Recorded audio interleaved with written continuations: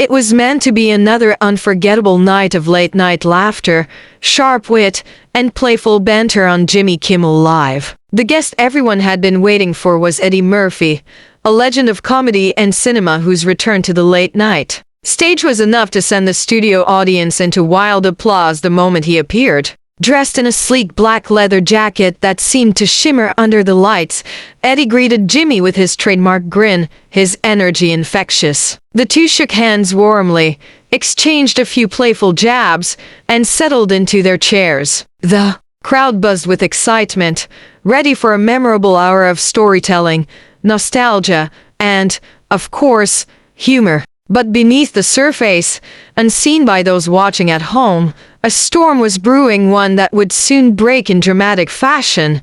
Changing the tone of the evening entirely, Jimmy began, as he always did, with lighthearted questions, jokes about Eddie's legendary roles, teasing references to Coming to America and Beverly Hills Cop, and the kind of friendly ribbing that had become his signature. Eddie responded in kind, throwing back witty lines, cracking the audience up with his sharp timing and effortless charm. The two seemed perfectly in sync, the interview flowing smoothly as the audience ate up every word. But then, as often happens on live television, the conversation veered into uncharted waters. Jimmy, known for occasionally peppering his interviews with deeper questions, asked Eddie about the role of comedy in today's divided cultural climate, whether comedians should adapt to shifting sensibilities or remain defiant in the face of what some saw as increasing censorship. At first, Eddie answered thoughtfully, acknowledging the complexity of the question. He spoke about the evolution of comedy,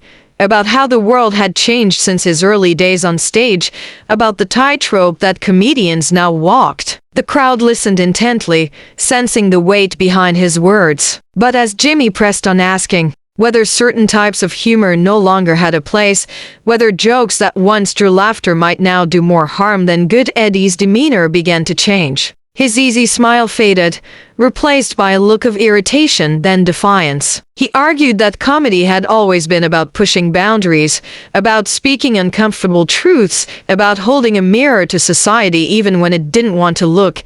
The exchange grew sharper with each passing moment.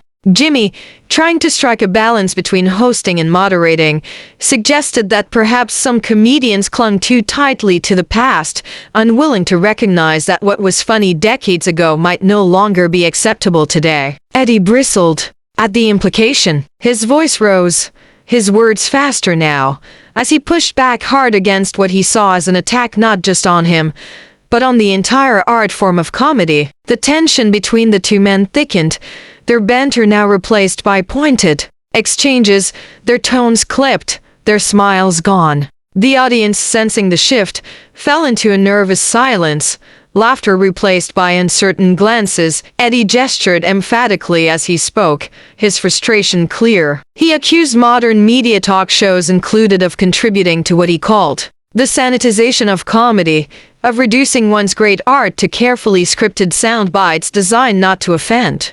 Jimmy, still trying to maintain control of his show, reminded Eddie that his platform aimed to entertain, not alienate, that there was a responsibility that came with a national audience. But Eddie was having none of it. He leaned forward, his voice passionate and loud, as he spoke about the dangers of silencing voices, of the risk of turning comedians into mouthpieces for safe, approved narratives. His words, fiery and raw, filled the studio, leaving no room for the light-hearted tone that had started the evening.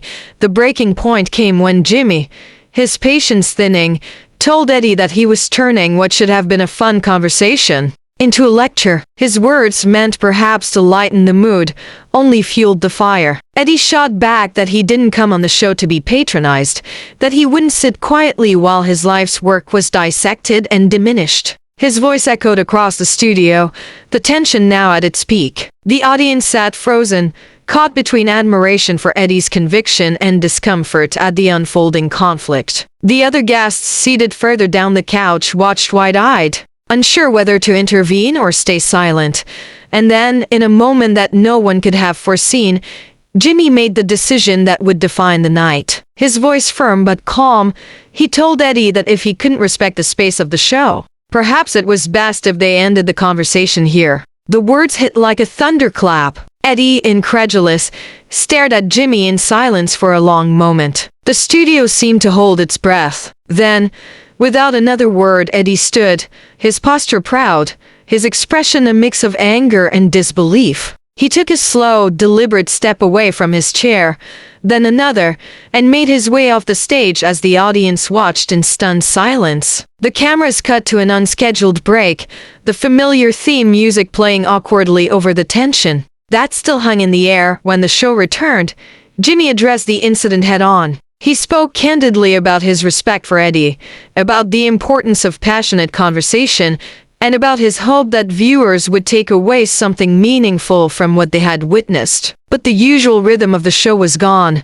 replaced by a subdued, reflective mood that lingered for the remainder of the broadcast. The audience applauded politely, but the laughter that typically filled the studio had vanished, replaced by an uneasy quiet that spoke volumes. In the hours that followed, social media exploded with clips of the confrontation. Some praised Eddie for standing his ground, for refusing to water down his views for the sake of polite television. Others defended Jimmy, applauding his effort to keep the conversation civil and focused on entertainment. News outlets dissected every second of the exchange, replaying the heated moments again and again as pundits weighed in on what it all meant for comedy, free speech, and the future of late-night television. Both Eddie and Jimmy released statements. In the days that followed, Eddie stood by his words, expressing regret that the discussion had turned sour but reaffirming his belief in the importance of defending artistic freedom. Jimmy,